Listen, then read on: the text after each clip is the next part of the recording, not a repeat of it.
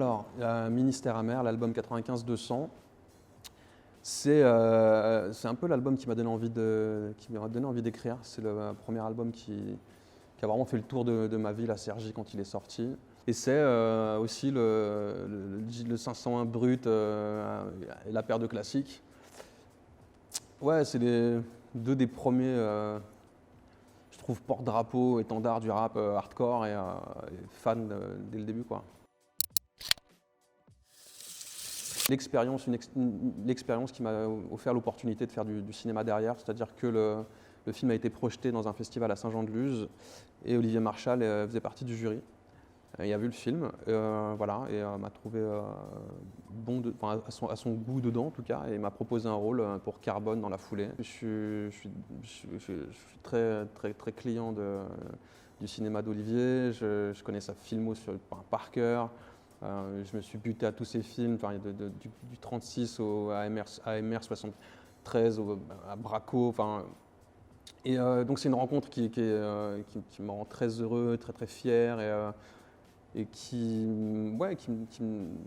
m'encourage dans ce sens-là, quoi, à continuer. J'avais une intuition sur commencer loin, je me disais ce serait cool que je refasse du cinéma, je me sens bien quand je le fais. Et qu'un Marshall vienne me chercher, ah ouais, tout de suite, en termes de légitimité, moi, ça m'installe dans un truc plus confortable, ne serait-ce que vis-à-vis de moi. Je me dis, ok. C'est vrai que j'ai pris moi, j'ai surfé sur des vagues. Et généralement, les vagues, c'est des mains qu'on me tend, c'est des potes qui m'offrent des opportunités de travail. Évidemment, Aurel m'a filé la plus grande opportunité, celle qui a débouché sur plein d'autres, le cinéma, la série Bloquée, puis le cinéma aujourd'hui, et le fait de faire un album solo aussi. C'est-à-dire que j'ai pu passer des caps de confiance avec Casseur et m'aguerrir un peu, et voilà, pour avoir tous les outils et l'envie de faire un album tout seul aujourd'hui. Et c'est vrai que je me suis souvent laissé porter par le courant. Voilà, aujourd'hui, j'ai appris la rigueur et j'ai découvert l'envie de faire les choses et à quel point ça pouvait être valorisant. Et j'ai peur du creux de la vague maintenant.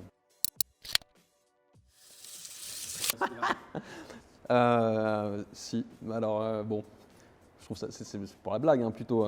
Mais c'est vrai qu'à l'époque, avant que Aurel sorte son Perdu d'avance, il était déjà sur l'album, puis moi je faisais plus grand chose. Mais il y avait des maquettes qui traînaient, qu'on avait enregistrées chez Aurel. Et Scred commençait à monter sur Paris pour démarcher un peu les maisons de disques et lui-même placer des sons à gauche à droite, il faisait des instrus au début. Et il a rencontré un jour Marc, qui était ancien directeur des programmations chez Génération. Et il lui fait écouter des morceaux de moi et Aurel. Voilà, il y en a un qui tilte et il dit Grinch, il faut que tu le fasses monter, j'ai envie de bosser avec lui. Et il a un truc du Diams, machin, je pense que bien travaillé, c'est un peu le pendant masculin de Mélanie, machin. Et c'est ce qu'il me disait. Il fait, je te vois avec ta sensibilité, ton truc. Sauf que voilà, j'étais archi pas prêt.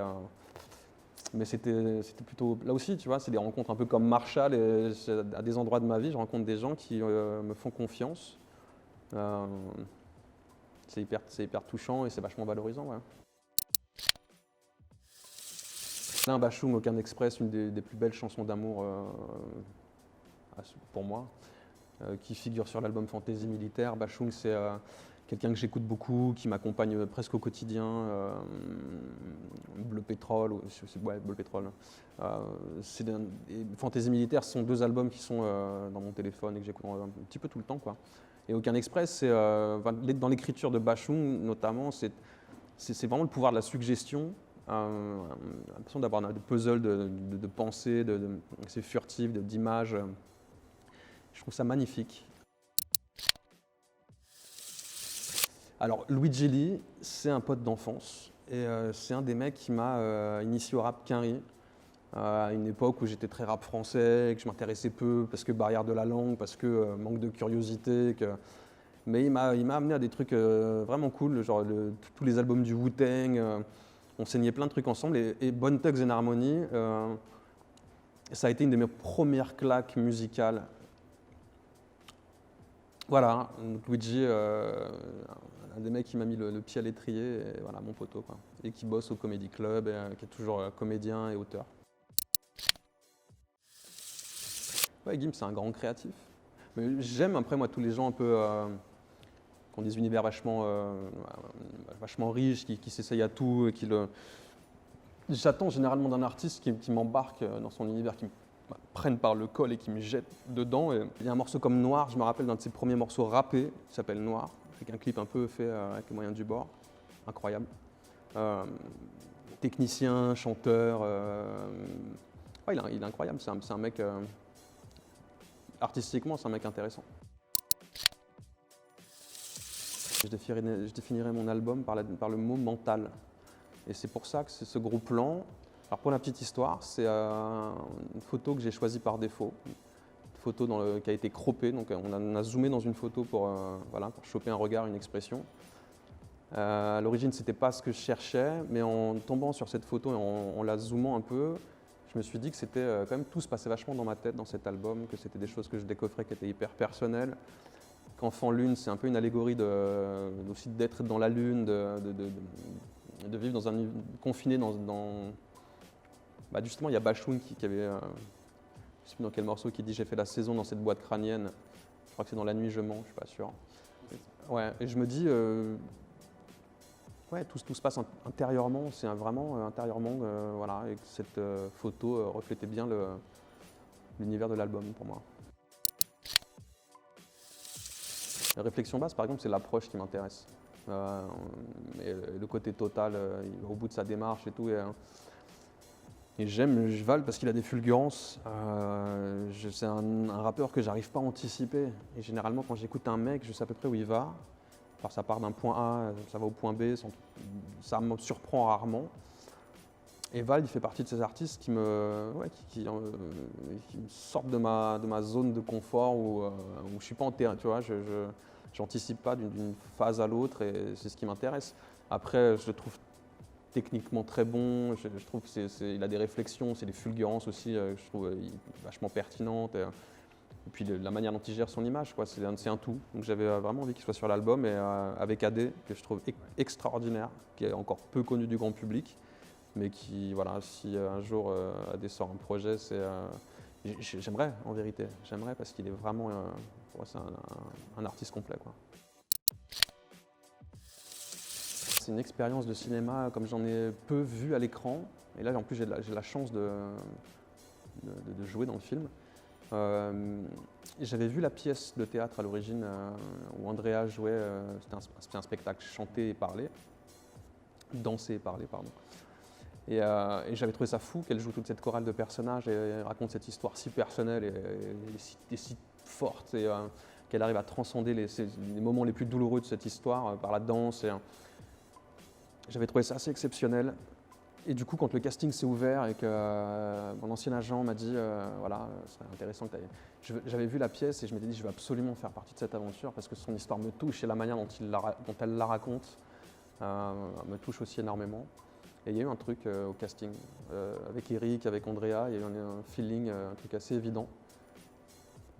J'ai vécu ce truc de l'intérieur, comme je vis un peu tous les tournages sans trop savoir, tu sais, j'y vais toujours un peu, je me prépare à l'avance, mais j'y vais toujours aussi un peu à l'aveuglette, voilà, j'essaie de choper la musique collective et de me laisser faire après, tu vois, je me laisse aller. Et en voyant le film, en découvrant le film la première fois, je me suis dit c'est fou d'avoir réussi à faire transiter avoir réussi à adapter cette pièce de théâtre au cinéma sans perdre, sans trahir l'âme de la pièce et avec des pirouettes scénaristiques assez malines. Je suis très content d'avoir tourné dans ce film, c'est une grande expérience pour moi. Un grand film, un des plus grands films pour moi que j'ai vu, très manichéen. Face à face entre le bien et le mal, où on ne sait plus à la fin qui est le bien, qui est le mal. Je n'ai pas envie de raconter l'histoire parce que pour ceux qui ne l'auraient pas vu, et je ne sais plus si c'est un film chinois ou coréen, je ne sais plus comment c'est coréen. Mais c'est avec deux monstres sacrés du cinéma coréen, et c'est un film que je peux remater assez souvent, qui est d'une poésie, d'une violence inouïe. Pacino dans Hit, incroyable.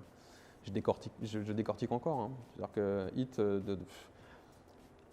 un des plus grands films de braquage jamais réalisés. Michael Mann, je sais pas, tous les ingrédients sont là. Le face-à-face, à un moment donné, où De Niro et Pacino sont un peu au sommet de sommet chacun l'un et l'autre. Et Heat, c'est la performance de Pacino.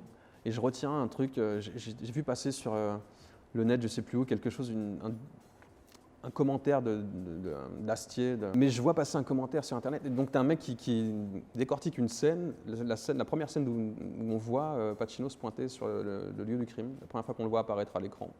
Il passe sous une banderole jaune dans sa voiture, il sort de sa voiture et il fait un mouvement du poignet pour remettre sa gourmette.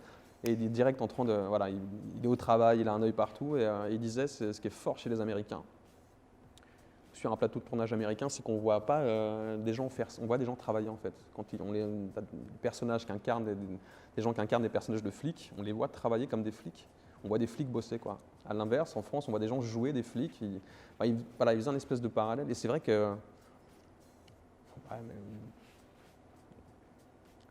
Tout le casting est fou. Hein. Et la séquence finale sur cette musique de Moby, j'ai toujours voulu sampler cette musique. Non, c'est un grand film. Alessandro Del Piro. Alors j'ai joué au foot très longtemps, je me débrouillais plutôt bien. J'espérais même devenir un peu footeux pro, sauf que le physique n'a pas suivi. Mais j'étais très technique, on jouait avec les potes à Cergy tous les soirs, enfin tous les jours, tout le temps. Et Alessandro Del Piro, c'est le mec, c'est la classe, je trouve, incarnée. C'est un grand technicien, c'était un mec qui tapait des coups francs incroyables, qui partait en lucarne. Enfin, c'est un mec, quand je jouais au foot, je m'identifiais vachement à lui, quoi. J'aurais rêvé de porter le numéro 10 de la Juve à ce moment-là, quoi. Sombre montage, mais qu'est-ce que c'est que ça? Ah d'accord, je pensais que c'était un truc qu'Aurel avait fait de lui-même, parce qu'à l'époque, il était capable de faire des montages comme ça. Alors, Roller Station. Ok, c'est marrant que tu aies chopé ça.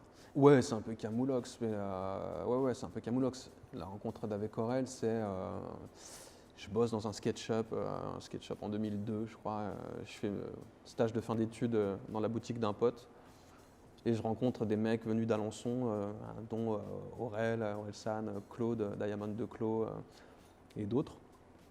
Et on se lie d'amitié assez rapidement. Le mec qui arrive s'appelle n'importe comment, me parle de rap, me dit « Est-ce que tu veux qu'on monte un groupe ?» Je dis « Attends, je prends ma pause dans 10 minutes, viens, on va grailler ensemble. » Il y a un restaurant mexicain de la rue derrière. Et il prend un truc incroyable, il bouffe un steak d'autruche, il a un jus de cactus. Et je fais « Qu'est-ce que c'est que ce mec ?» Bon, voilà, il avait déjà, il m'avait rendu curieux, quoi. Et puis l'histoire, la suite de l'histoire, on la connaît, quoi. C'est qu'on a commencé à bosser ensemble, à se taper des bars et à bosser ensemble, quoi. Les cotons-tiges, je me balade avec je me fous des cotons-tiges en permanence dans les oreilles, j'adore ça, c'est jouissif. Je pense que c'est orgasmique. Il y a certainement un point G quelque part, entre